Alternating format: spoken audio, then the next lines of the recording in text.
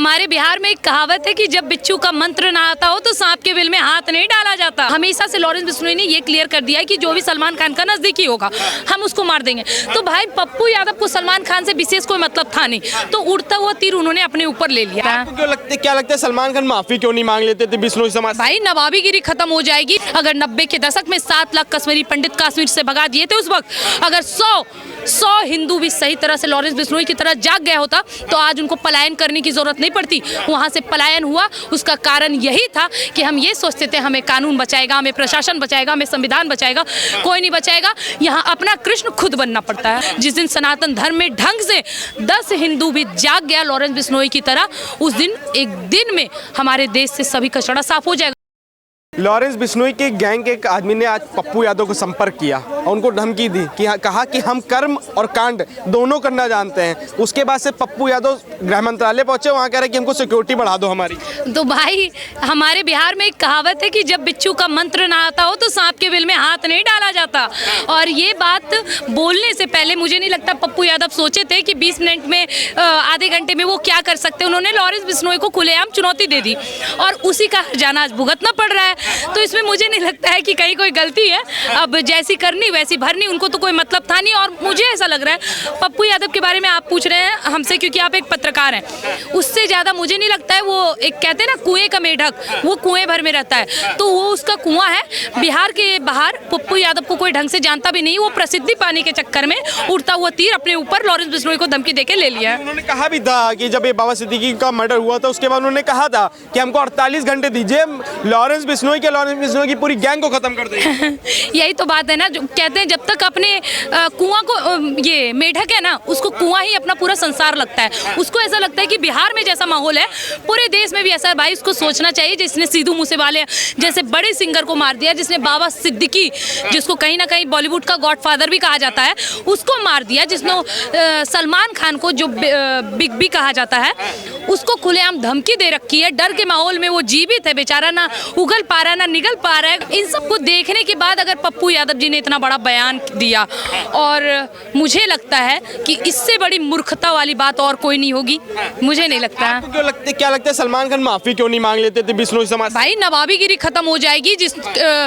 जिसने पूरे बॉलीवुड में अपना कब्जा जमा रखा हो, जिसने विवेक ओबराय की जिंदगी बर्बाद कर दी हो, जिसने न जाने कितने स्टारों की जिंदगी बर्बाद कर दी हो। सुशांत सिंह राजपूत जो बिहार का एक लाल था, उसको मरवाने में उनका हाथ था। अभी बाबा सिद्दीकी के साथ इनकी जो फोटो वायरल हुई थी जिसमें दाऊद इब्राहिम भी साथ दिख रहा था, और सोच के देखिए वो बाबा सिद्दीकी जिसपे मोकाको जैसा धारा अधिनियम के तहत जितने भी देश विरुद्ध धाराएं हैं, यहाँ तक कि टाडा जैसी धाराएं लगी हुई थी, उसको खत्म कर दिया। और हमेशा से लॉरेंस बिश्नोई ने ये क्लियर कर दिया है कि जो भी सलमान खान का नजदीकी होगा हम उसको मार देंगे। तो भाई पप्पू यादव को सलमान खान से विशेष कोई मतलब था नहीं, तो उड़ता हुआ तीर उन्होंने अपने ऊपर ले लिया। कुल मिला के बात यही है। ऐसा तो नहीं कि सलमान खान मुस्लिम है और लॉरेंस बिश्नोई हिंदू है, इस वजह से थोड़ा जो सनातन के हैं कट्टर हिंदू हैं वो समर्थन कर रहे हो? अच्छा, तो आपको ये सवाल उस वक्त याद नहीं हुआ जब गुलशन कुमार को आज से 25 साल पहले मार दिया गया था, गोलियों से भून दिया गया था दिन दहाड़े?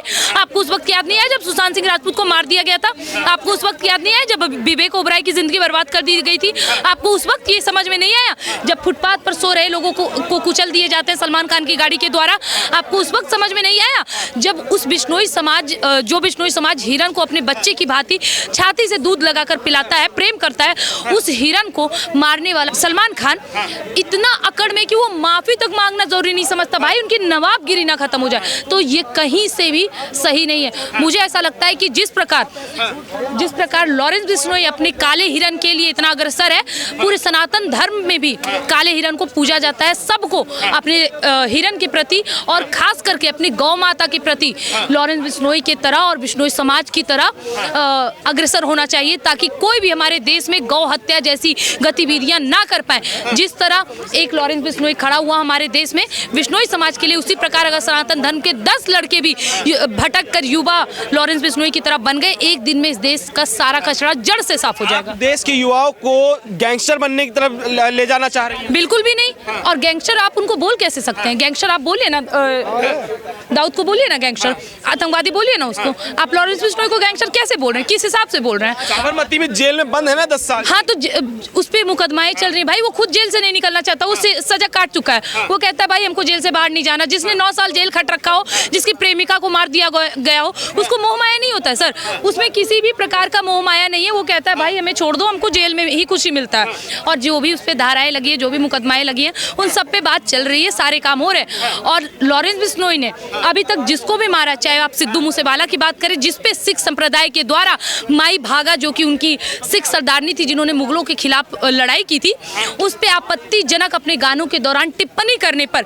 सिख संप्रदाय, यहाँ तक कि अकाली दल ने भी लॉरेंस सिद्धू मूसेवाला पर केस किया था 295, जिसके बाद उन्होंने 295 गाना भी निकाला था। यहाँ तक कि खालिस्तान का समर्थन करने वाले भी सिद्धू मूसेवाला थे। उसको मारकर लॉरेंस बिश्नोई ने कौन सा गलत काम किया?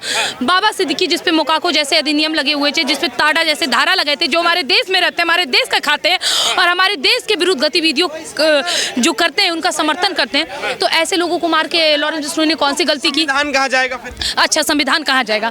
ये बलात्कारी बलात्कार करते टाइम संविधान के बारे में सोचते हैं क्या? ये हत्यारे हत्या करते टाइम संविधान के बारे में सोचते हैं क्या?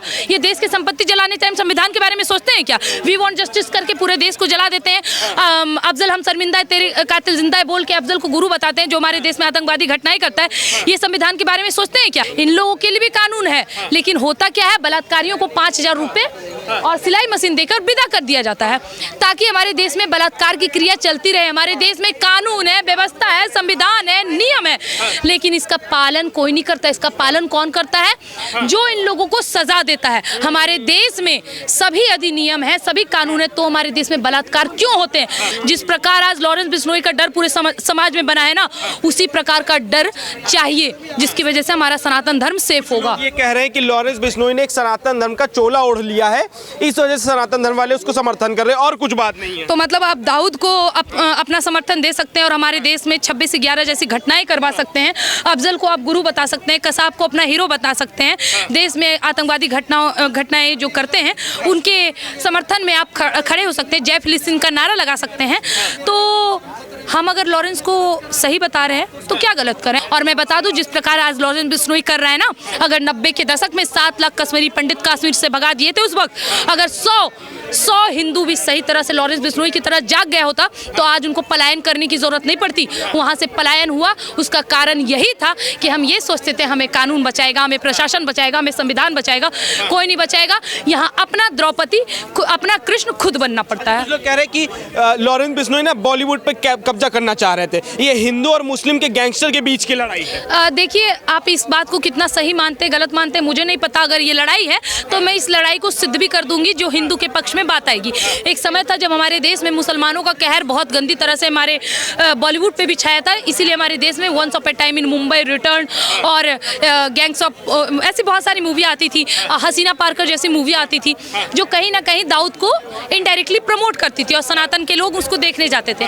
तो शुभ बात यही है कि जिस देश में राम तेरी गंगा मैली मूवी बनाकर सनातन धर्म को गालियां दी जाती थी, पीके जैसी मूवी बना दी जाती थी, उस देश में अब कश्मीर फाइल्स, केरला फाइल्स, 270 ऐसी मूवियां बनाई जाएंगी जो कि एक ही तरीके से हो सकता है। उसको कहते हैं डर, जो डर लॉरेंस बिश्नोई का छा गया है। जैसी मूवी या राम तेरी गंगा जैसी मूवी देखने के लिए इस देश का जो बहुसंख्यक है यानी कि हिंदू, वही जाता था। इस मुस्लिम की बात करें तो 15-20% है, तो इसमें गलती तो हिंदुओं की। हाँ बिल्कुल बिल्कुल, मैं तो उसी बात को कह रही हूँ ना। आज बहराइच में जो मामला हुआ वहाँ पे भी मैं कह रही हूँ गलती हिंदू की थी। अगर तुम नहीं खुद के लिए लड़ोगे तो गलती तो तुम्हारी है। अजमेर शरीफ पे मत्था टेकने वाले भी तो हिंदू रहते थे, जहाँ पे हमारी हजारों बेटियों का बलात्कार किया गया था। तो गलती हमारी है। यही गलती है कि हमने 17 बार मोहम्मद गौरी को माफ किया और 18 बार जैसे मोहम्मद गौरी को मौका मिला उन्होंने पृथ्वीराज चौहान का आंख निकाल लिया। तो गलती हमेशा हम हिंदुओं की रही है, क्योंकि जब एक राजा पे कोई मुगल या कोई मुसलमान आक्रमण करता था तो ये सोच के खुश होता था कि अरे कोई बात नहीं, उससे तो हमारी लड़ाई चल रही है, हिंदू है तो क्या दिक्कत है, होने दो, हम बाद में देख लेंगे। और इसी की बदौलत हमारा देश गुलाम होता गया, कभी मुगलों का गुलाम, कभी अंग्रेजों का गुलाम, इन्हीं की बदौलत। क्योंकि हिंदू जागा ही नहीं। जिस दिन हिंदू वो कहते हैं ना आज बिश्नोई समाज में एक लॉरेंस बिश्नोई जगह है तो सबके नाक में दम हो गया ना। जिस दिन सनातन धर्म में ढंग से 10 हिंदू भी जाग गया लॉरेंस बिश्नोई की तरह, उस दिन एक दिन में हमारे देश से सभी कचरा साफ हो जाएगा। उस दिन उनको समझ आ जाएगा कि यदि देश का रखवाला देश की कानून तोड़ने पे उतर जाए तो क्या होता है। आपको क्या लगता है कि सलमान खान आने वाले समय में माफ़ी मांगेंगे? कई लोग उस पर ये कह रहे हैं कि अगर सलमान खान ने माफ़ी मांग ली तो उनको सुप्रीम कोर्ट धड़ लेगा और नहीं मांगेंगे तो जान से जाएंगे। देखिए, दोनों फैसला उनके हाथ में है। मुझे ऐसा लगता है कि सलमान खान को माफ़ी उसी वक्त मांग लेनी चाहिए थी जब उनसे ये पाप हुआ था। अगर उनके नज़र में ये पाप होता तो, और अगर उन्होंने माफ़ी नहीं मांगी कि उनकी नवाबीगिरी ख़त्म ना हो जाए, तो सिंपल सी बात है, जान से हाथ धो बैठो। जो किसी के मजहब पे टिप्पणी करना गलत है, किसी के धर्म पे भी टिप्पणी करना गलत है। तो जब जब हमारे धर्म पे, हमारे देश पे, हमारी स्त्रियों पे बात आएगी, हमारी गौरक्षा पे बात आएगी, जिस प्रकार बिश्नोई समाज अपने हिरन के लिए उत्तेजित हो उठा है, उसी प्रकार जिस दिन सनातन धर्म के लोग भी अपने धर्म के लिए, अपने देश के लिए, अपनी गौरक्षा के प्रति, आत्मरक्षा के लिए प्रति, महिला रक्षा के प्रति अग्रसर हो जाए, उसी दिन इस देश से ऐसे सभी कीड़े खत्म हो जाएंगे। आपको क्या लगता है बिग बॉस की जो टीआरपी हो लगातार नीचे जा रही है, इससे आपको क्या लगता है कि जो हिंदू है वो जग रहा है? हाँ, कहीं ना कहीं ये कह सकते हैं कि बिग बॉस की टीआरपी बहुत नीचे जा रही है। और अजमेर शरीफ पे भी कहीं ना कहीं मत्था टेकने वाले हिंदू होते थे, तो आज उनकी संख्या में भी बहुत ही कमी आई है। तो कहीं ना कहीं आज हमारे देश का हिंदू, अब सोचने वाली बात है, जब 21 साल की लड़की अपना जान को अपने हाथ में लेकर दहाड़ सकती है, तो आप इसी से अंदाजा लगाइए कि आज हमारा सनातन धर्म किस प्रकार जागा हुआ है। ठीक है, बहुत बहुत शुक्रिया। धन्यवाद।